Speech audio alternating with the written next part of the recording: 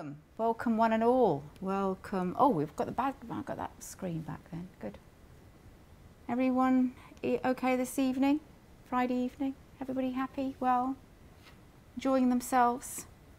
Hello, Jackie. Hello. Everybody okay? Yes. Yes, fantastic. Good, good, good, good, good. Right. Okay. So let's get started. Okay. Let me do things right this evening, because the last time I was doing things all completely wrong, wasn't I? So let me just, where are we? What are we going to do today? Let's have a look at that one. What are we going to do today? Today is number 4. Oh my God. That means the exam is getting very, very close, isn't it? So we're going to do a bit of inheritance tax today. A bit of inheritance tax today. Bit of inheritance tax today, so that should be good. All right, so a bit of capital gains, a bit of inheritance tax, so that's going to be good. Is everybody got all your question practice going well? Is it? You're all getting lots of question practice. My screen is frozen. Oh no, no, no, no, no, no, no, no. Don't want any problems with that. We don't need any problems this evening. Friday evening, no problems. Right, anyway, so let's get started.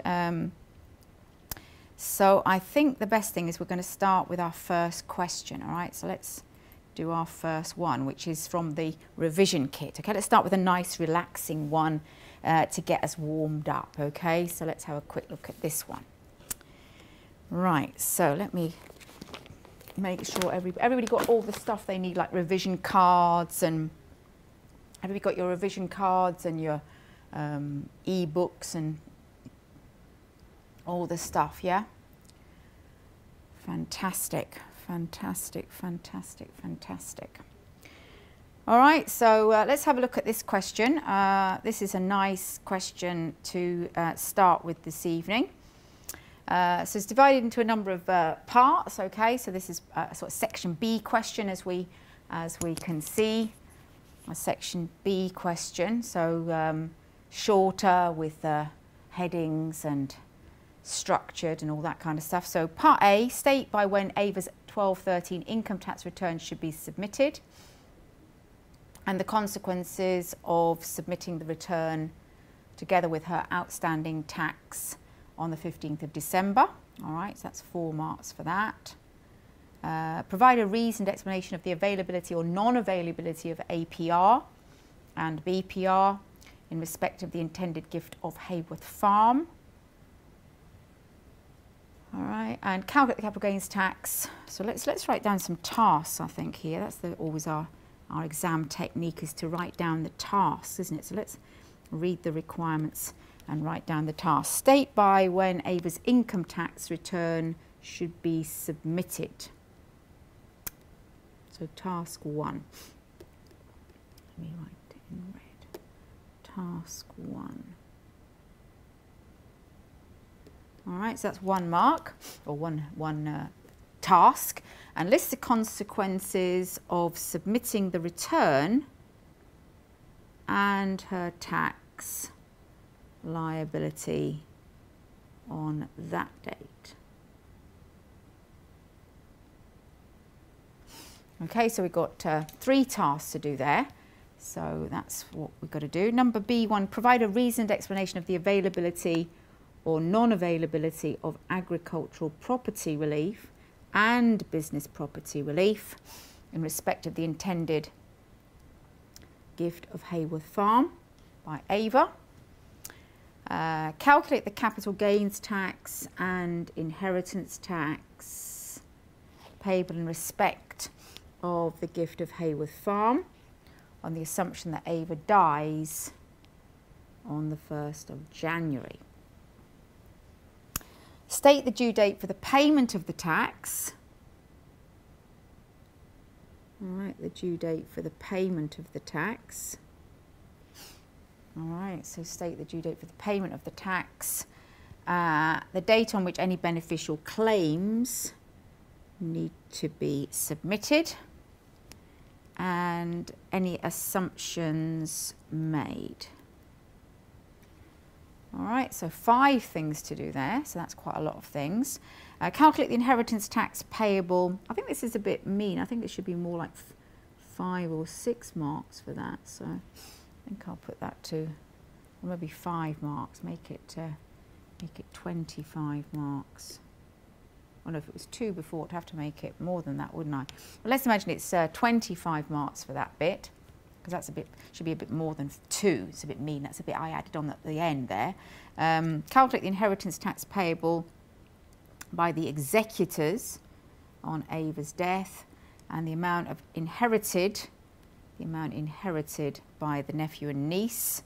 And your answer should also comment on the effect. Comment on the effect on the amount inherited by Ava and the niece if the charitable legacy was 100,000. Comment on the effect. Right, so that's sort of like 3 tasks we've got to do. All right, so that's the first stage. Read the requirement, looking at all the tasks, breaking it down all to all the things that you have to do. Now what we're going to do is read the question and just see if we can identify what bit's going to help us to do A and what bit's going to help us to do so on. Okay, so let's have a little read of the question. Ava has not yet submitted her income tax return for 12/13. Remember that when you're doing these section B questions, you know, one of the first things to remember is that that first paragraph is going to sort of summarize what the whole question is all about. Right, so she needs some advice on capital gains tax and inheritance tax implications of making a gift of a farm to her nephew. All right, so the following information has been obtained from a letter from Ava and from her client file. Okay, so Ava's personal circumstances, she's 84, her husband Bert died on the 1st of November 13 after a long and serious illness. They have no children and Ava's annual taxable income is 30,000. Now, is that before or after deducting the PA, her annual taxable income? Is that before or after deducting the PA, taxable income? Taxable income, before or after the PA?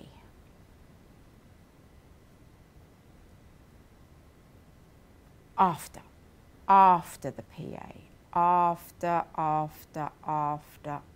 the PA. Very, very important, after. So, I mean, if you're taking income and then you take off the PA, then the difference is called taxable income. All right, so it's after deducting the PA. Good. That's it. Good, good, good. Okay, so that's after the PA. Right, what else have we got here? Let's have a little think. So that's after the PA. Now, we're not asked to do income tax in this question. We're being asked to do inheritance tax and capital gains tax. Why do you think the examiner's telling us about taxable income if we're doing inheritance tax and capital gains tax? Why could we possibly be given that information? What could it help us to do? For the purposes of